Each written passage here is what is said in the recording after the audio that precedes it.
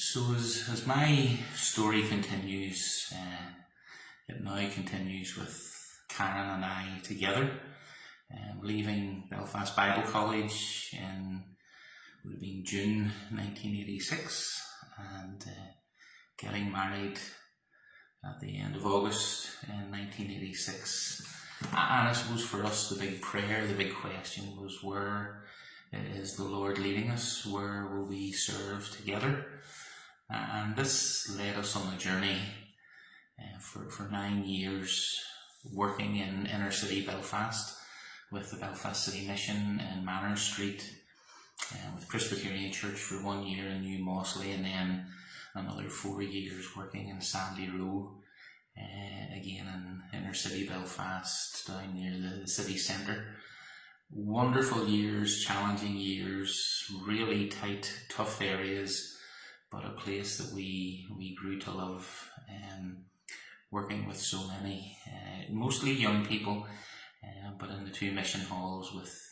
significant number of older folks in the meetings, Bible studies and Sunday services, but working with just lots and lots and lots of young people from very difficult, challenging backgrounds. And a passage of scripture that means so much to me from way back then and still to this day is the challenge that Paul writes in Philippians 2:14 through to 16, which says, "Do everything without complaining or arguing, but to be children of God without fault in a crooked and depraved generation, in which you shine like stars in the universe as you hold out the word of life."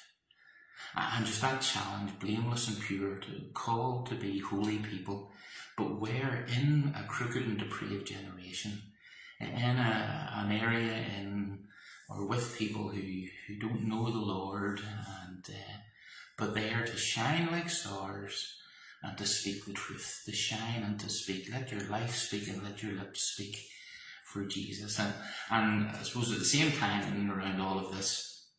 listening to a chap, Steven Curtis Chapman, it was a great song called "For Who He Really Is,"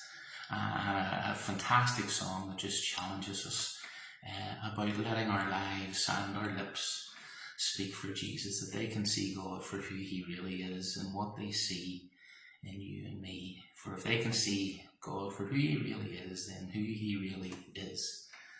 all that they really need to see. So let our lives speak for the Lord. So that's this little song, Steven Curtis Chapman, "For Who He Really Is."